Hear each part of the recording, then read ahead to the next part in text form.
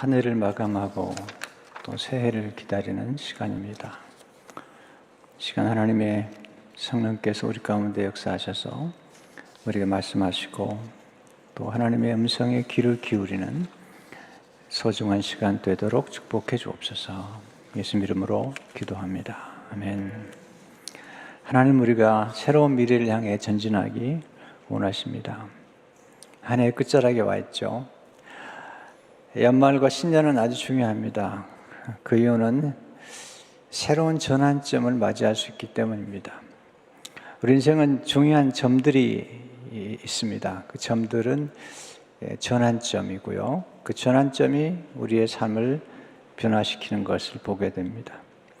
열왕기 2장에 보게 되면 엘리야와 엘리사의 생애 가운데 전환점을 맞이합니다.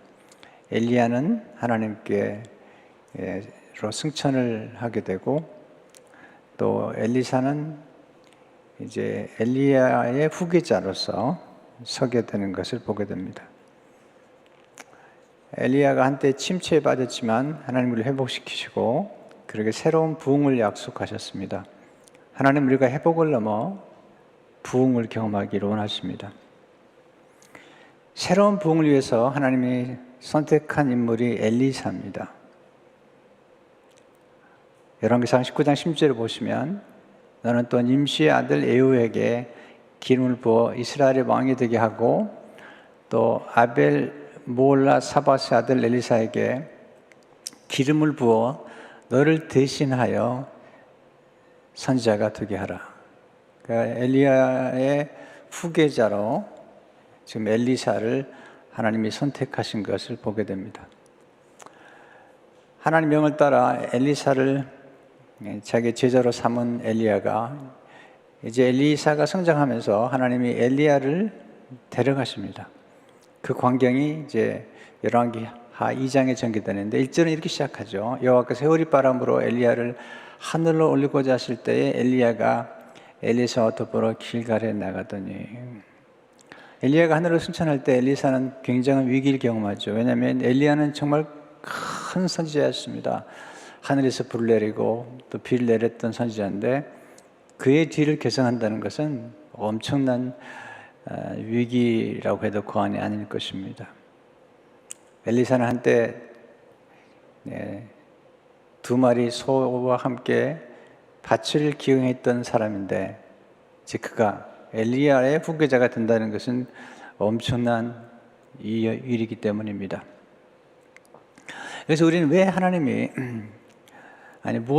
무엇을 보시고 엘리사를 선택하셨는지, 또 엘리사가 나중에 엘리야가 승천할 때 무엇을 구했는지 통해서 우리는 우리 인생의 또 한 번의 전환점을 맞이하며 우리의 삶을 다시 한번 재정비해 보는 시간을 가지면 좋겠습니다.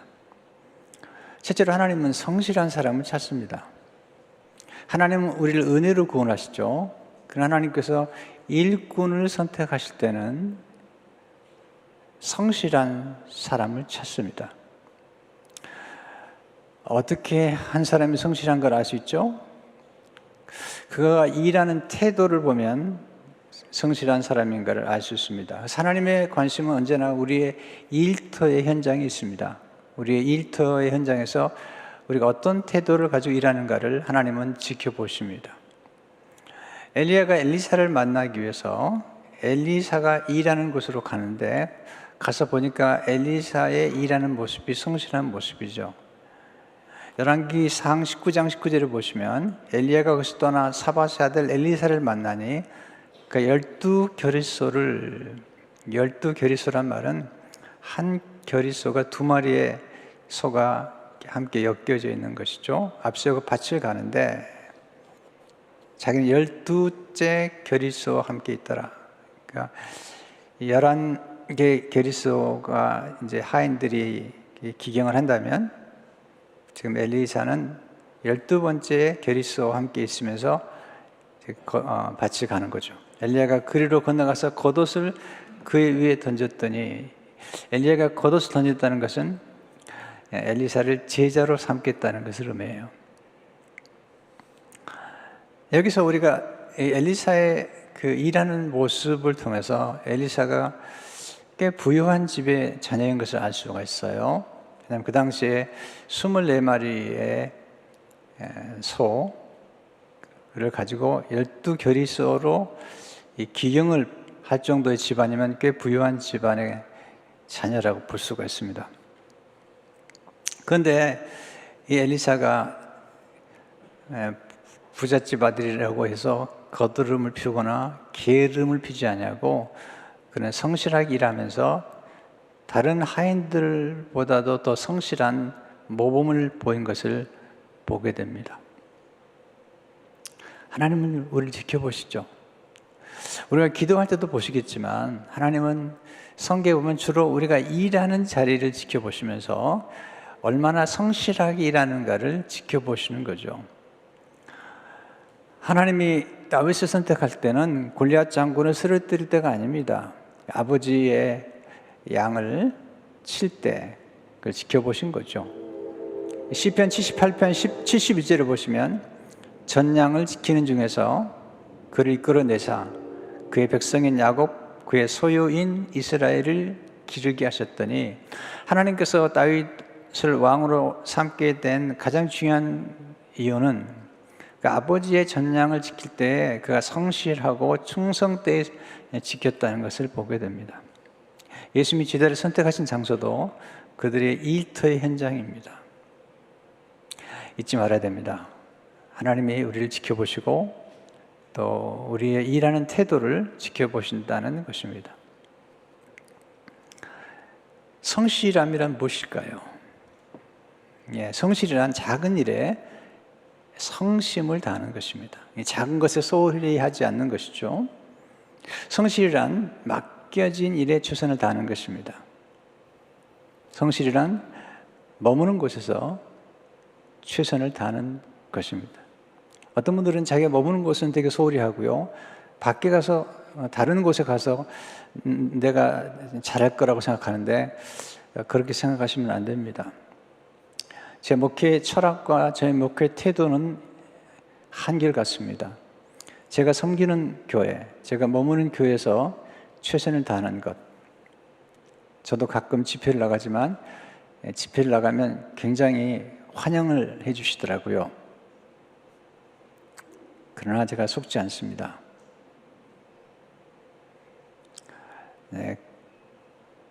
그것이 저를 만드는 게 아니기 때문이죠. 제가 머무는 곳에서 최선을 다하는 것이 정말 중요한 것이에요. 내가 섬기는 교회에서 아름다운 결실을 맺지 못하면서 밖에 나가서 허세를 부린다면 그건 바람직하지 않습니다. 제가 고등학교 때 목회자가 되기로 결심을 하고 그래서 은혜를 많이 사모했습니다. 그래서 고등학교 다니면서도 그렇게 부흥회를 많이 참석했습니다. 그 당시에 꽤 유명한 부흥사들이 제가 살고 있는 도시에 와서 말씀을 전했습니다. 근데 한 번은 어떤 한 유명한 부흥사께서 오셔서 설교를 하시는 중에 그 교회를 책망하시는 거예요. 책망하는 것 중 하나가 화장실이 너무 안 좋다고 그러시면서 이렇게 얘기하시면서 똥이 나오려다 들어가 버리고 말겠다고 그러면서 굉장히 책망을 했어요. 그래서 제가 아주 오래 기억이 돼요. 그래서 이제 제가 신학대학에 들어간 다음에 이 목사님 그 대단한 화장실에 대해서 책망하시고 그 사건 때문에 그 부흥사가 지나간 그 교회는 화장실을 아주 좋게 만들었어요. 그래서 궁금해가지고 그 부흥사 교회를 찾아가게 됐습니다. 그리고 제일 먼저 가본 곳이 화장실이었습니다. 정말 빈약했습니다. 어린 나이에 큰 충격을 받았습니다. 그리고 이렇게 반면 교사로 삼아야 되겠다는 생각을 했습니다. 내가 목회하면 절대로 그렇게 해서는 안 되겠다.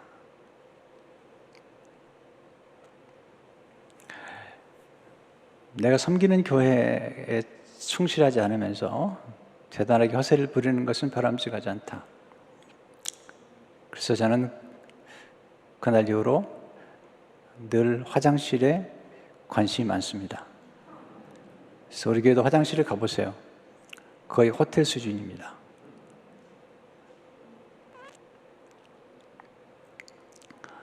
간단합니다. 요셉을 보십시오.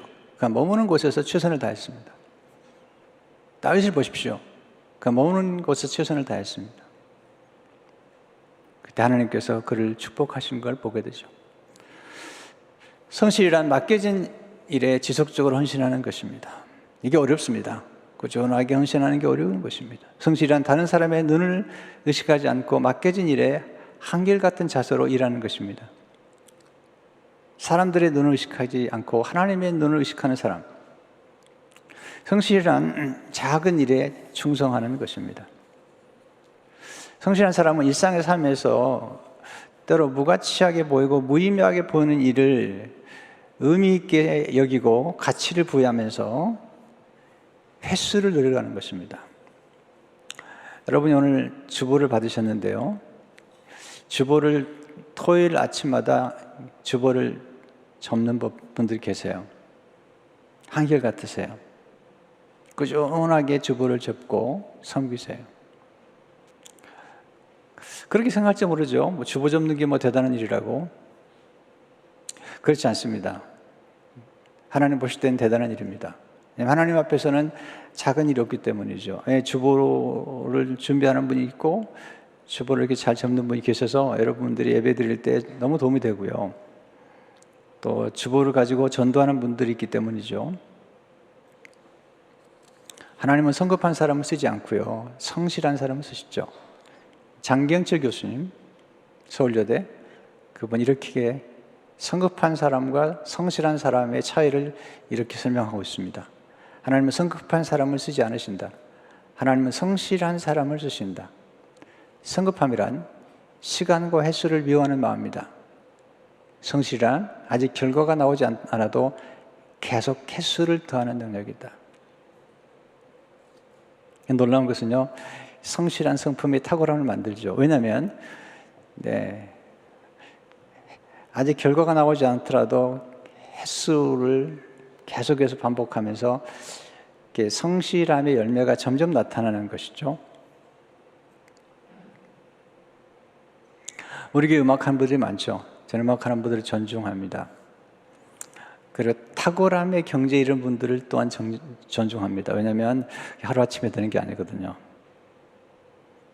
보이지 않는 곳에서 횟수를 거듭하는 반복적인 연습을 통해서만이 탁월함에 이르게 되고 또 이 탁월함의 열매는 어느 순간에 나타나는 것입니다.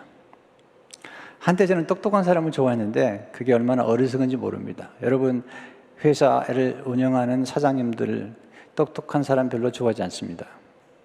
좋아할 것 같죠? 좋아하지 않습니다. 왜냐하면 경험해보면 압니다. 똑똑한 사람들이 사고를 치기 때문이에요. 그리고 오래 있지 않습니다. 금방 옮겨갑니다. 물론 옮겨간다는 게 다 나쁜 건 아니지만 결국은 성실한 사람이 회사를 축복되게 만들고 그리고 성실한 사람들이 결과적으로는 탁월함에 이르게 됩니다. 하나님의 성품이 성실하시잖아요. 그래서 우리는 하나님이 싫어하는 걸 싫어하고 하나님이 좋아하는 걸 좋아할 줄 아는 것이 영적 성숙에 이르는 길이죠. 하나님의 성급함을 싫어하신다니까요. 하나님은 성실한 사람을 좋아하신다니까요. 그래서 우리가 하나님의 성품을 닮아간다는 것은 이 성실함을 닮아가는 것이죠. 그래서 저는 깨달았습니다. 성실이 얼마나 좋은 것인지, 그리고 얼마나 우리를 행복하게 만드는 것인지, 그리고 우리를 얼마나 탁월함에 이르게 하는 것인지를 저는 배웠기 때문이죠.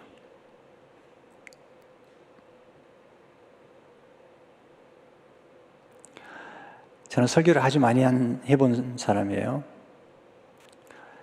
지금은 제가 이제 나이가 들어서 우리 부목사님들에게 새벽 기도 설교를 맡기지만 한때는 주일날까지 새벽 설교를 인도했어요.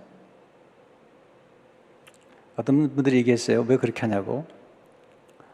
저는 알거든요. 왜냐하면 반복과 횟수를 늘어갈수록 어떤 시점에 이르면 임계점에 이르게 되고 그를 일정한 인계쯤 이르게 되면 놀라운 일들이 전개가 되는 걸 알기 때문이죠. 두 번째, 하나님은 섬김에 탁월한 사람을 찾습니다. 엘리사가 엘리야를 불렀을 때 엘리야가 한 것은 뭐냐면 엘리야를 수종 두는 거예요. 처음부터 대단하게 선지자로서 역할한 게 아니고 엘리야에게 수종을 두는 거죠. 열왕기상 19장 21절을 보게 되면 엘리야를 따르며 수종 들었더라. 이 수종 들었다는 모습이 열왕기상 19장 19절은 이렇게 기록하고 있죠. 엘리야의 손에 물을 붓던 사바사다 엘리사가 여기 있나이다. 엘리사가 한 일이 뭐냐면 엘리야의 손에 물을 부었던 그런 수종을 들었던 사람이라는 거예요. 자, 이게 굉장히 중요한 원리를 가르치는 게 뭐냐면 우리가 처음부터 대단한 선지자로서 엘리사가 일한 게 아니고 처음에는 엘리야 곁에서 엘리야의 손에 물을 붓고 엘리야의 수종을 들었던 사람이고 여호수아도 모세를 40년 동안 수종을 들었지 않습니까? 처음부터 1인자가 되려고 하지 말고 2인자로서의 삶을 성실하게 살아가는 사람들, 이게 굉장히 중요한 거죠. 제가 오스왈드 샌더스가 쓴 영적 지도력이라는 책을 아주 많이 반복해서 읽었습니다. 그 책은 이렇게 기록하고 있습니다. 오늘의 모든 영적 지도자는 아마도 한때 두 번째 자리에서 기쁘고 충성스럽게 일을 함으로 그의 겸손함을 나타냈던 사람들일 것이다. 중국의 로버트 모리스는 그의 지혜를 다하여 다음과 같이 기록하였다. 내가 생각하기로 우리 선교에서 가장 커다란 잘못은 아무도 둘째가 되려고 하지 않는다는 것이다. 그러나 나는 그들에게서 뛰어나게 탁월한 점들을 아무것도 찾아볼 수가 없었다. 무조건 으뜸되려고 하는 사람들, 그리고 이 성실함과 섬김의 과정을 스킵해버린 사람들은 탁월한 점을 볼 수가 없습니다. 어떻게 자성길 수 있죠? 첫째로, 자성기 위해서는 겸손해야죠. 스스로가 잘났다고 생각하는 사람이 자성길 수가 없잖아요. 여러분, 잠시 섬기는 채 하는 것과 깊은 정성을 가지고 섬기는 것은 큰 차이입니다. 채하는 것과 진짜 섬기는 건 달라요. 제가 살아보니까요. 누구를 존중한다는 것도 그냥 존중하는 것과 존중하는 채하는 것과 달라요. 박영선 목사님이 어떤 목사님과 함께 대담을 했어요. 물었습니다. 박 목사님, 왜 여러 목사님이 있는데 이 목사님과 대담을 했습니까? 그때 그 목사님이 정말 놀라운 얘기를 하더라고요. 많은 분들이 자기에게 와서 존중한다고 얘기하는데, 존경한다고 말하는데, 이분은 정말 저를 존경했기 때문에 이분과 함께 대담을 나누게 되었습니다.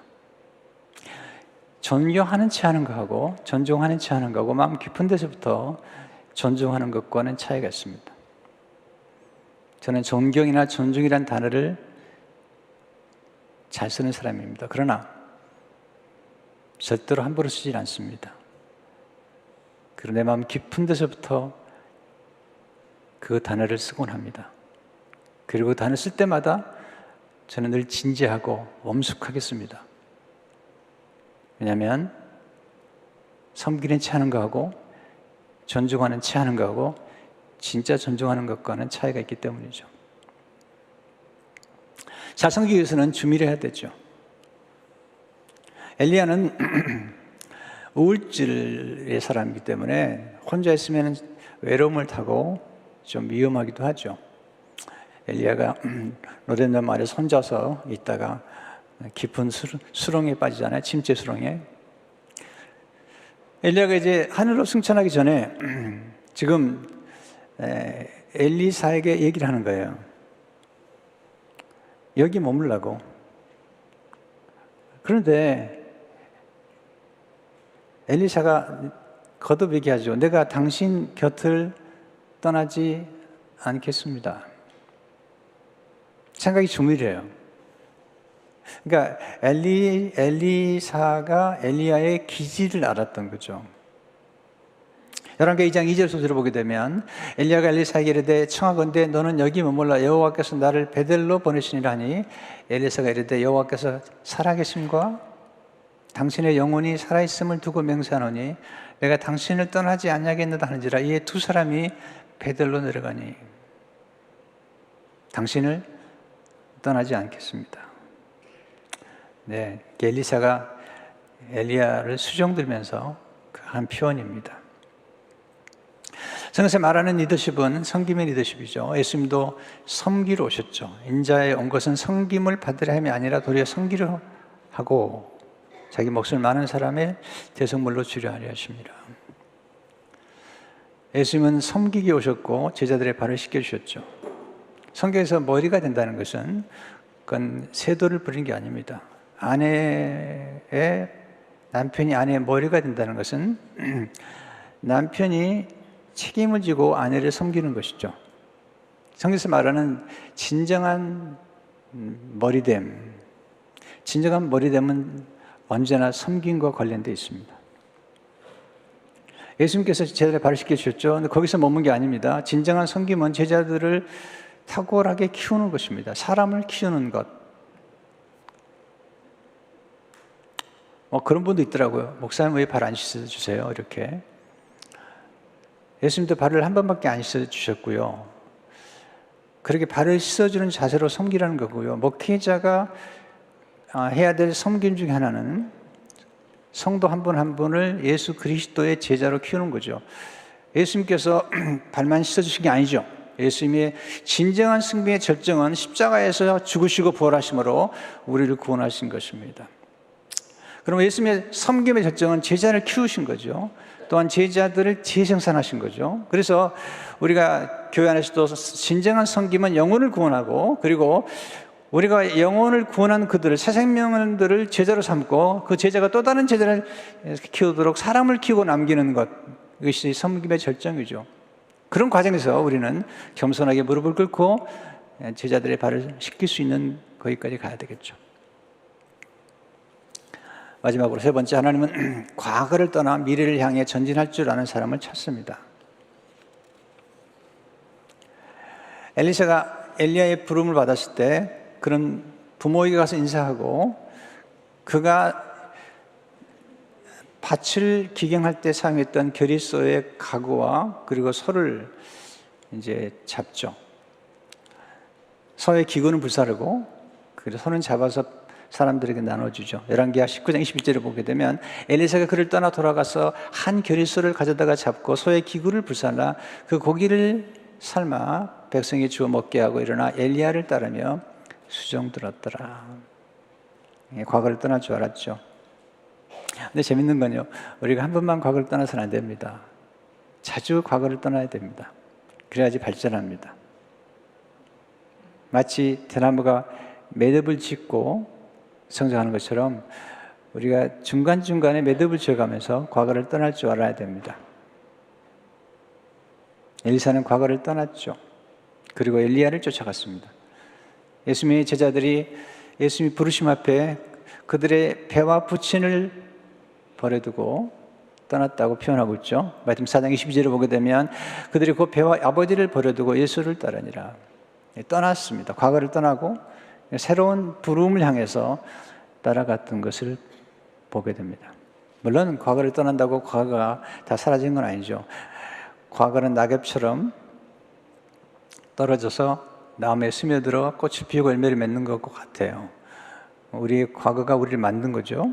좋은 과거는 과거의 좋은 경험과 하나님이 받은 은혜와 이것들은 기억해야 되겠죠. 그러나 우리에게 도움이 안 되는 과거는 과감하게 떠나보낼 줄 알아야 됩니다. 그런 면에서 바울이 탁월하죠. 바울은 한때 예수 그리스도를 믿는 사람을 핍박하고 사람을 죽였던 사람이죠. 근데 그는 과거에 머물지 않았어요. 하나님 은혜를 깨달은 다음에 과거를 떠나고, 또는 과거의 성공에도 머물지 않았습니다. 과거의 성공에 집착하게 되면 더 나은 성공을 이루지 못해요. 하나님 우리에게 계속 지경을 확장하기 원하세요. 하나님 우리가 계속 뻗어나가기 원하시는데 과거의 성공에 집착하거나 머물게 되면 더 뻗어나갈 수가 없는 것입니다. 저는 바울이 빌립보 3장 13절 14절의 말씀이 너무 좋아요. 왜냐하면 그의 생애 마지막에 한 고백이기 때문이에요. 그의 생애 마지막에 옥중에서 썼던 빌립보서에 나온 얘기예요. 형제들아, 난 아직 내가 잡은 줄로 여기지 않냐고, 오직 한 일 즉 뒤에 있는 것은 잊어버리고 앞에 있는 것을 잡으려고 표대를 향하여 그리스도 예수 안에서 하나님이 위에서 부르신 부름의 상을 위하여 달려가노라. 앞을, 뒤에 것을 잊어버리고. 어떤 화가에게 물었다 그러잖아요. 그동안 그린 가운데서 어떤 그림이 가장 마음에 들고 그리고 좋아합니까? 그랬더니 다음에 그릴 그림이에요. 다음에 그릴 그림이에요.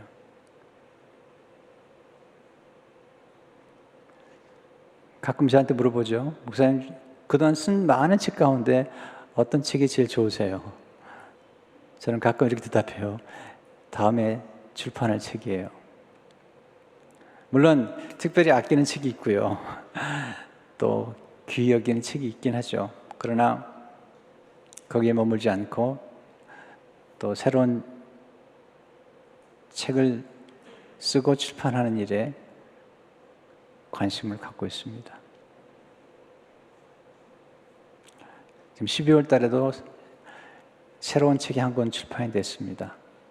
깊은 기도 영성이라는 책인데요. 새롭게 출판이 됐고요. 또 1월 달에도 책이 또 하나 출판이 됩니다. 제가 이렇게 말씀드리는 것은 제가 책을 많이 쓴 걸 이렇게 알리기 위한 게 아니고요. 제가 과거에 머물지 않고 늘 미래를 향해 또 새로운 목표를 향해 전진하고 있다는 사실을 보여드리고 싶은 것입니다. 저는 꿈을 꿉니다. 우리 교회를 향한 꿈을, 2022년을 향한 꿈을 꾸고 있습니다. 우린 나이와 우리가 꿈을 꾸는 것과는 상관이 없습니다. 성경에 보면 성령이 임하시면 젊은이는 환상을 보고 비전을 보고요. 어른들은 꿈을 꾸리라고 말씀했죠. 모세가 80세에 아브라함이 75세 100세에 꿈을 꾼 것처럼 꿈을 꾸기에 늦은 나이는 없는 것입니다. 새로운 일에 도전하기에 늦은 나이는 없는 것입니다. 과거를 떠난다는 것은 새로운 자아상을 갖는 것을 의미하죠. 아브라함이 과거를 떠났을 때 그는 우상 숭배자에서 믿음의 조상이 되었고, 사울이라고 하는 청년이 과거를 떠났을 때 사도 바울이 되었습니다. 엘리사가 엘리야와 이별한 다음에 그는 드디어 이제 엘리야의 수종을 드는 시종이 아니라 이제는 이스라엘의 선지자로 새로워졌던 것을 보게 됩니다. 우리는 우리의 자아상을 계속 발전시켜야 돼요. 엘리야가 자기 옷을 찢거든요. 그리고 엘리야의 겉옷을 취하죠. 그건 무슨 얘기냐면 자기의 과거의 열등식과 과거의 모든 것들을 내려놓고 이제 새로운 이미지로 이제 엘리야의 수종을 들었던 그가 이제는 엘리야의 영을 받아서 엘리야가 허락해준 성령의 능력을 함께 받아서 하나님께 그는 이제 선지자로서의 이미지를 가지고 새롭게 도전하는 것을 보게 됩니다. 과거를 떠난다는 것은 인생의 전환점을 맞이했다는 것을 의미하죠. 엘리야가 떠나고 엘리사가, 모세가 떠나고 여호수아가, 새로운 전환점. 새로운 전환점을 맞이할 때 우리가 미래를 향해서 잘 반응해야 되겠죠. 어떻게 하면 미래를 향해서 잘 반응할 수 있을까요? 자주 반복하는 거고요. 이번 성구 영신예배 때도 또 말씀드리겠어요. 근데 이게 서툴어요. 많은 분들이, 저를 포함해서. 첫째로, 돌이킬 수 없는 과거를 놓아주십시오. 과거는 돌이킬 수 없습니다. 과거 좀 놓아주세요. 20년 전, 30년 전 얘기를 하시면 안 됩니다. 네. 돌이킬 수 없는 과거는 유통기한이 이미 지나버린 약이나 음식과 같은 거죠.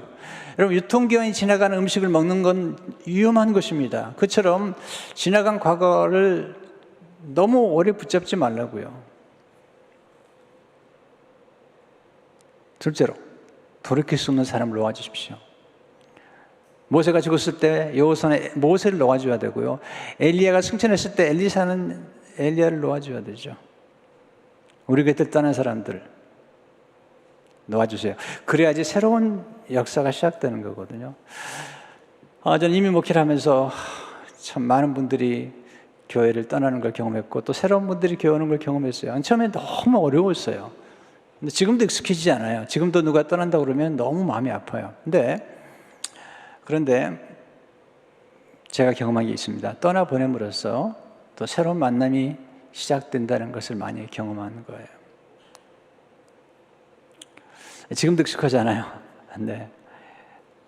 그렇지만 우리가 돌이킬 수 없는 사람들을 떠나보내야 되고 특별히 악연, 우리의 인생을 망가뜨리고 또 우리를 힘들게 했던 악연은 반드시 끊어내야 됩니다. 그리고 좀 잊어버리세요. 도움이 안 되잖아요.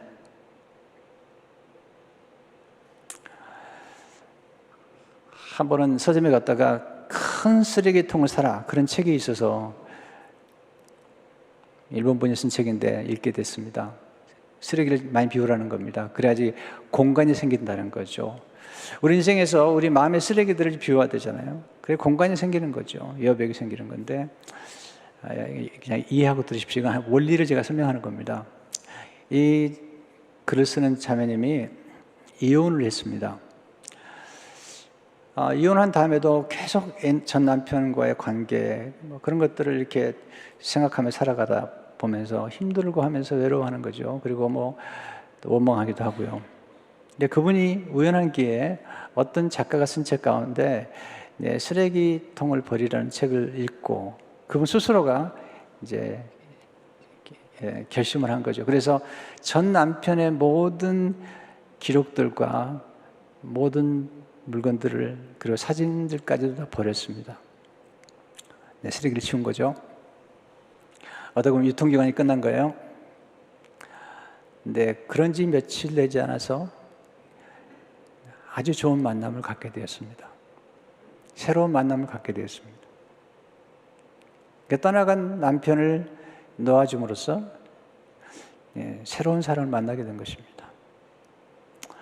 또 오늘 이 설교를 듣고 오늘 좀 이혼해야 되겠다 이렇게 생각하시면 이건 설교를 정말 잘못 듣고 계신 겁니다. 그런 의미가 아니라 우리가 떠나보내야 될 사람들 떠나보내는 이 지혜, 특별히 우리 생애를 망가뜨리고 상처를 주었던 사람들의 생각을 좀 버리세요. 데일 카네기가 쓴 책을 읽다가 한번 깜짝 놀랐습니다. 자기를 힘들게 한 사람들의 생각을 1분도 하고 싶지 않대요.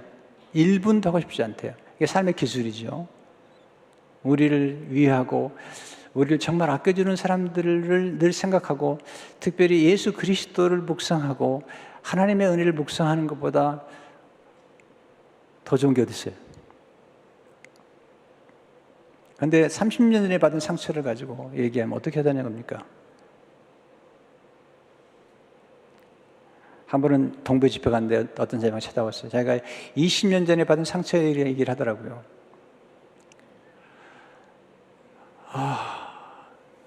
첫째는 그 자매가 받은 상처가 아팠고요. 두 번째는 20년 동안 그 상처에 매어 살고 있는 그 자매가 너무 안타까웠습니다. 왜 십자가가 필요하죠?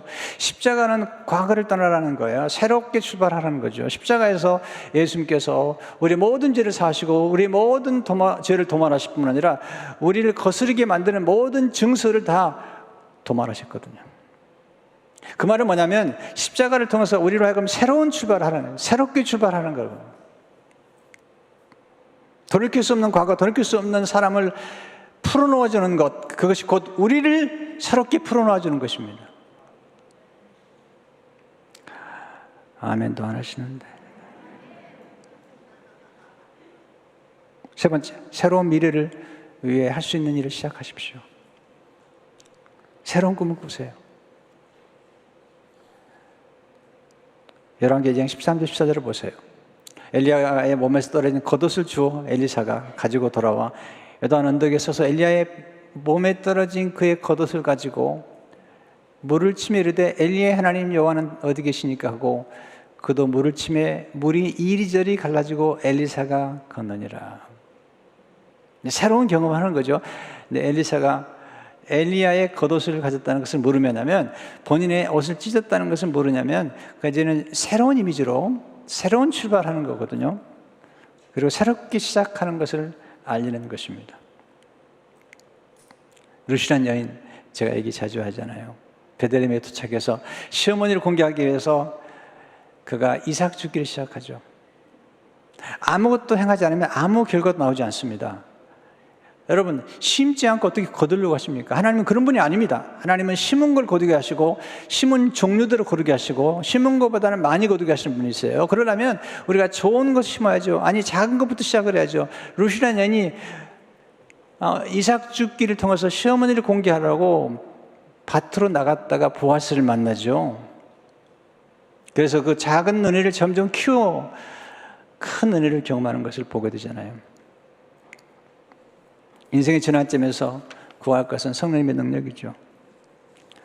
엘리야가 엘리사를 떠나면서 내가 어떻게 해줄까 얘기했더니 열왕기 2장 9절을 보세요. 얼마나 지혜로운 강구인지. 건너면 엘리야가 엘리사에게 이르되 나를 내게서 데려감을 당하기 전에 내가 내게 어떻게 할지를 구하라. 엘리사가 이르되 당신의 성령이 하시는 역사가 갑절이나 내게 있게 하소서 하는지라. 그때 2장 10절에서 이렇게 얘기하죠. 이르되 내가 어려운 일을 구하는도다. 그는 나를 내게서 떠나 데려가시는 것을 내가 보면 그 일이 내게 이루어지리니와 그렇지 아니하면 이루어지지 아니리라 하고. 여러분, 우리 인생은 무엇을 구하느냐가 우리 인생을 결정하죠. 무엇을 구하느냐가 우리 미래를 결정합니다. 엘리사는 가장 중요한 걸 구했습니다. 성경에서 가장 중요한 건 뭐냐면 성령이죠. 성령 충만처럼 중요한 게 없잖아요. 엘리야가 영적 아버지로 엘리사가 엘리야를 영적 아버지로 모셨어요. 그래서 이 보면 영감의 갑절을 달라고 그렇게 구하는데 그것은 자기를 장자로 인정해 달라는 거예요. 장자에게는 언제나 두 몫을 주게 돼 있어요. 더블 블레싱을. 신명기 11장 17절을 보게 되면 장자로 인정하여 자기의 소유에서 그에게는 두 몫을 줄 것이니. 엘리사는 엘리야를 자기 아버지로 여겼습니다. 영의 아버지로. 열왕기 2장 11절 11절 보세요.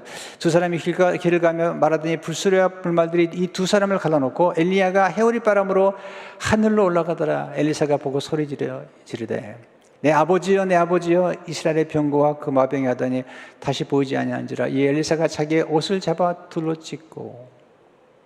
아버지라고, 영의 아버지라고. 영의 아버지에게 자기를 장자로 삼아달라고. 더블 포션, 두 몫을 달라고 해요. 성령이 하신 일의 갑절을, 결국은 엘리야가 일으켰던 기적의 2배를 일으킵니다. 그리고 하나님의 사람으로 우뚝 서게 되는 것을 보게 됩니다. 엘리사가 구했던 건 다른 게 아니죠. 성령이시죠. 하나님의 능력을 구했던 겁니다. 하나님은 자기를 전심으로 의지하는 사람을 찾습니다. 하나님 자기를 전심으로 의지하는 사람에게 능력을 보여주죠. 역대하 16장 9절을 보시게 되면 여호와의 눈은 온 땅을 두루 감찰하사 전심으로 자기에게 향하는 자들을 위하여 능력을 베푸시나니. 엘리사는 성령 충만을 받은 다음에 열등의식을 극복했죠. 새로운 자아상을 가지고 미를 향해 전진한 걸 보게 됩니다. 예수님이 부활하시고 승천하실 때에 제자들에게 부탁한 게 뭐죠? 성령을 받으라고. 엘리야가 승천한 것처럼 예수님도 승천하셨어요. 엘리야가 엘리사에게 영감의 갑절을 하나님을 통해서 부어준 것처럼 예수님도 성령을 아버지께 받아서 제자들에게 부어주시죠. 누가복음 24장 49절을 보세요. 볼지어다 내가 내 아버지께서 약속하신 것을 너에게 보내리니 이로부터 능력으로 입혀질 때까지 이 성에 머물러 하시니라. 성에 나타난 인물 가운데 탁월한 인물들은 모두 다 한결같이 성령의 은혜를 경험했죠. 성령의 역사, 성령의 선물이 놀랍습니다. 지혜와 총명의 영이세요. 모략과 재능의 영이시죠. 지식과 여호와를 경외하는 영이시죠. 여호와를 경외하는 자에게 하나님이 놀라운 축복을 주시는 거거든요. 그런데 그 여호와를 경외하는 영이 성령이시거든요. 성령께서 역사하실 때 우리는 놀라운 일을 행합니다. 여러분, 제가 늘 간증한 것처럼 저는 정말 보잘것도 없는 그런 배경에서 성장한 사람이죠. 근데 제가 예수 그리스도를 믿고 성령을 체험한 다음에 성령의 능력을 간구하기 시작했어요. 그러면서 제 생각 가운데 초자연적인 능력, 초월적인 능력들을 많이 경험했어요. 그리고 놀라운 영감을 경험했어요. 영감의 갑질이라고 그러는데 정말 놀라운 영감을 많이 경험했어요. 여러분 생각해 보세요. 제가 연말과 연초에 새벽들이 특설 인도하고요. 또 성탄 설교, 연말 설교, 설교가 얼마나 많은지 몰라요. 근데 제 머리에서만 나오면 이게 가능할까요? 정말 제가 성령님의 영감을 통해서 말씀을 준비하죠. 그래서 이 말씀이 샘솟듯이 나오는 거죠. 물론 열심히 노력하고요. 그리고 성실하게 준비해요. 그러나 그것만 가지고 안 돼요. 성령의 기름 부으심이 필요한 겁니다. 성도 여러분, 이 새로운 전환점인데 여러분 내년도에 사업을 하든 직장생활 하든 간에 보세요. 요셉은 직장에서 탁월했죠. 왜냐하면 성령께서 함께 하심으로 그에게 지혜와 명철이 탁월했던 거잖아요. 다니엘도 마찬가지잖아요. 사업하는 분이나 직장생활 분이나 학생들도 하나님의 성령의 도우심이 있을 때만이 지혜와 총명과 명철과 슬기로움이 함께하는 것입니다. 과거를 떠나십시오. 새로운 미래를 향해서 새 꿈을 꾸십시오. 새로운 기도 제목을 하나님께 올려드리십시오. 그리고 성령님의 도우심을 구하십시오. 그런 가운데 희망찬 미래가 여러분 앞에 전개되기를 주의 이름으로 축원합니다. 하나님 아버지, 오늘 한 해를 마감하고 새해를 향해 나아가는 성도님들을 축복해 주시고 아름다운 희망찬 미래를 향해 나아가도록 도와주옵소서. 주님, 십자가에서 우리의 모든 과거를 해결해 주신 것처럼 주여 우리도 예수님이 명하신 것처럼 과거를 떠나고 뒤의 것을 잊어버리고 앞을 향해 새로운 꿈을 끼고 새로운 목표를 가지고 새로운 계획을 가지고 새롭게 행동할 수 있도록 우리를 축복해 주시고 역사해 주옵소서. 예수 이름으로 기도하옵나이다. 아멘.